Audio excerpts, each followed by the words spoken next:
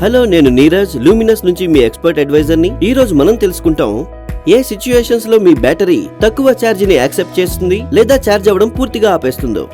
ఒకవేళ ఇన్వర్టర్ తో బ్యాటరీ పూర్తిగా ఛార్జ్ అవ్వకపోతుంటే బ్యాటరీ లేదా ఇన్వర్టర్ లేదంటే రెండింటిలో ఏదైనా సమస్య ఉండొచ్చు. రండి మనం ఒక్కొక్కటిగా వీటిని పరిశీలిద్దాం.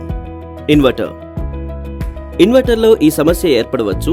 సిచ్యుయేషన్ ఏ, ఒకవేళ ఇన్వర్టర్ లో ఏ పవర్ ఇన్పుట్ లేకపోవడం. ఇన్వర్టర్ లో పవర్ ఇన్పుట్ ఈ సిచ్యుయేషన్స్ లో ఉండదు.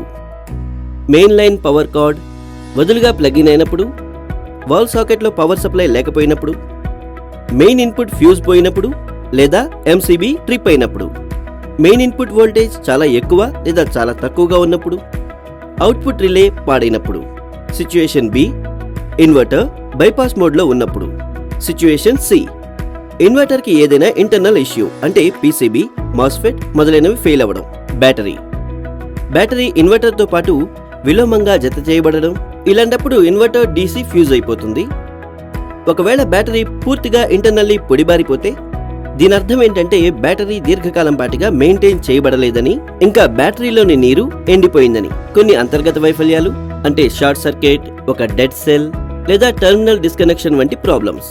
బ్యాటరీ తక్కువ ఛార్జ్ అవుతుంది ఒకవేళ ఇన్వర్టర్ మరియు బ్యాటరీ ఇంటర్ కనెక్షన్ లో లేదా బ్యాటరీ టెర్మినల్లో హై రెసిస్టెన్స్ ఉత్పన్నం కావడం వల్ల.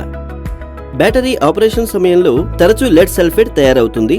అది బ్యాటరీ ఇన్వర్టర్ ఇంటర్ కనెక్షన్ టెర్మినల్లో జమ అవుతూ ఉంటుంది. ఈ లెడ్ సల్ఫేట్ వైర్ రెసిస్టెన్స్ ను పెంచుతుంది. అలాగే ఇన్వర్టర్ మరియు బ్యాటరీల మధ్య కరెంట్ ఫ్లోలో ప్రాబ్లమ్స్ క్రియేట్ చేస్తుంది. మరొక రీజన్ ఏమై ఉండొచ్చంటే ఏ వైర్ ద్వారా ఇన్వర్టర్ బ్యాటరీతో కనెక్ట్ అయి ఉంటుందో ఆ బ్యాటరీ వైర్స్ యొక్క లెంగ్త్. ల్యూమినస్ ఇన్వర్టర్స్ ఖచ్చితమైన వైరింగ్ లెంగ్త్ తో పాటు తయారవుతాయి. దాంతో బ్యాటరీ ఎల్లప్పుడూ చక్కగా ఛార్జ్ కాగలదు.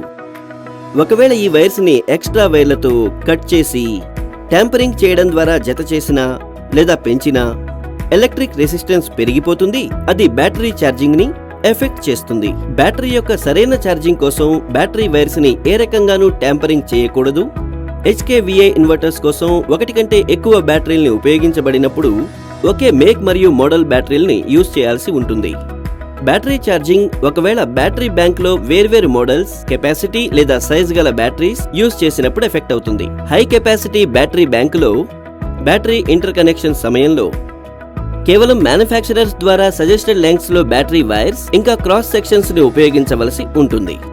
మరింత సమాచారం కోసం www.luminosindia.com ని సందర్శించండి లేదా 1800103339 కి ఎప్పుడైనా కాల్ చేయండి.